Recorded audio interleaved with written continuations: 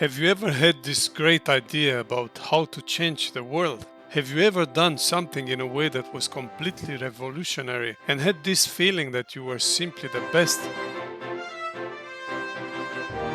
Only to find out one day that somewhere in a different part of the world, somehow, somebody else had the exact same idea or had done things the same way you did. If this is the case, then you should not be disappointed, because this happens sooner or later to everyone, and there is a way to find out how this is possible. This is in fact an area of scientific study used in all aspects of daily life. It is known as statistics.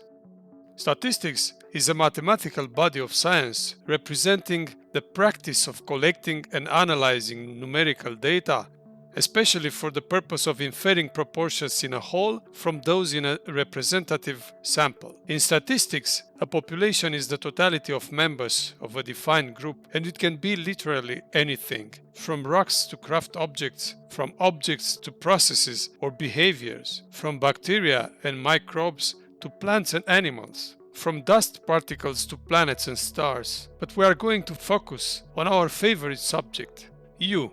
Every single characteristic and behavior of humans can nowadays be quantified and numbered, and therefore studied through statistics. When it comes to understanding how we think and act, it's enough to look at what is called inferential statistics. This is the part of statistics making inferences about entire populations based on the data collected from samples.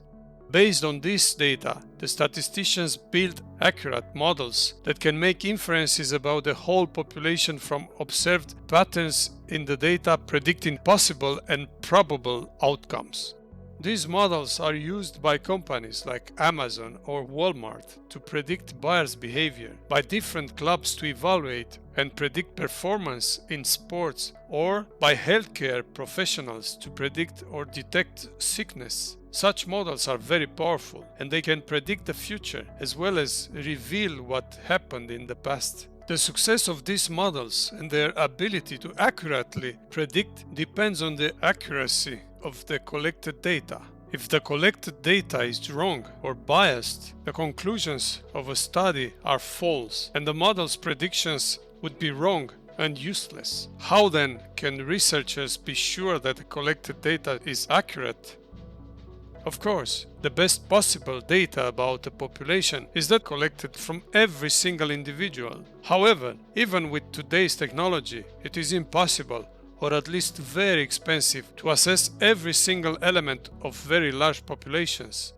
Therefore, the most common and effective way to collect valid data is through samples. Now, in order for the data collected to be accurate and useful for the inferences and predictions of the model, the sample must meet a very strict requirement. It must be randomly selected. In this way, statisticians ensure that the study is conducted without any bias.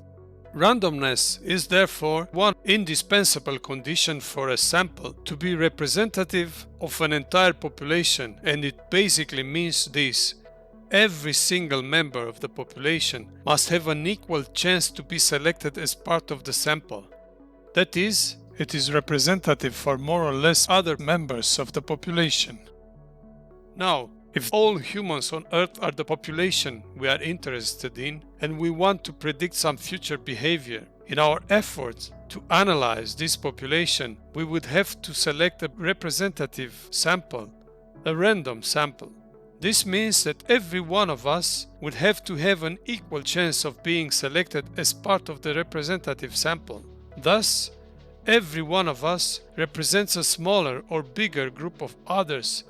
Because of this and the sheer scale of the human population, every time you have an idea, others have had that same idea. Every time you do something, others have done the exact same thing. But even more fascinating is the fact that there are no freaks. Every single one of us belongs. Even if there are few outliers here and there, we all belong. Napoleon once said, "Every soldier carries a martial baton in his knapsack." And he was right. Given the right circumstances, even the most humble soldier can become a marshal.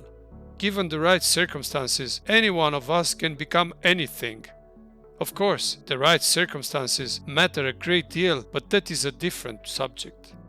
This is true for everyone, including all those that shaped human history and brought human society to where it is today. In fact, this is how we should understand all those that we consider unique.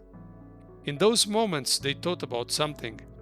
In those moments, they chose one action over another. Somewhere in the world, there were other people that, even if they did not have the exact same thought as Einstein or Hitler, for instance, they had similar ideas and acted in similar ways. All of them, all of us, including yourselves, belong to a group we might not even be aware of, and ultimately, we all belong to humanity and have far more in common than we have differences. No one is alone, and that's why everything we choose to do or to not do matters a lot more than we think.